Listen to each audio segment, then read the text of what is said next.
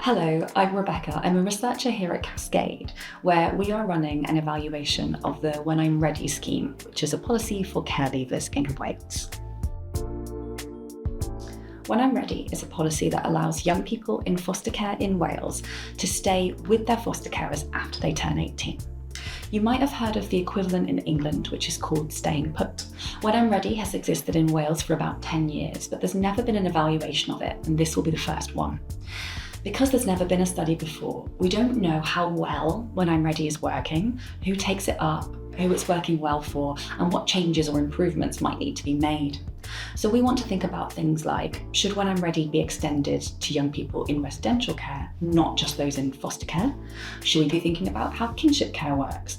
Should we extend the age range that When I'm Ready is currently available to? And these are the sorts of questions that this project will answer. This is important because we know that young adults are staying at home for longer and longer. But this isn't something that care leavers always have available to them. They often face pressure to become independent and to live alone much earlier than other young adults. When I'm Ready aims to give young people in care and leaving care the same opportunities for a slow, supported transition into adulthood that many other young people benefit from. And getting this right really matters because there's emerging evidence that these types of schemes can have positive long-term impacts for young people.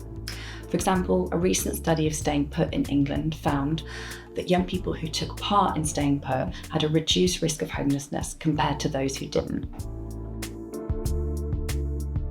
We want to hear from young people, foster carers and professionals who have experience of being in or supporting When I'm Ready arrangements.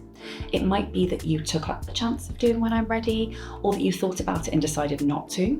It might be that you have experience of helping young people decide whether it's right for them or not. We're going to be conducting interviews and focus groups, as well as running a survey later in the year.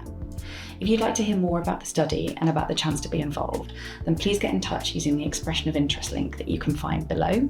We can answer any questions that you might have and talk to you about what might be the best way for you to contribute.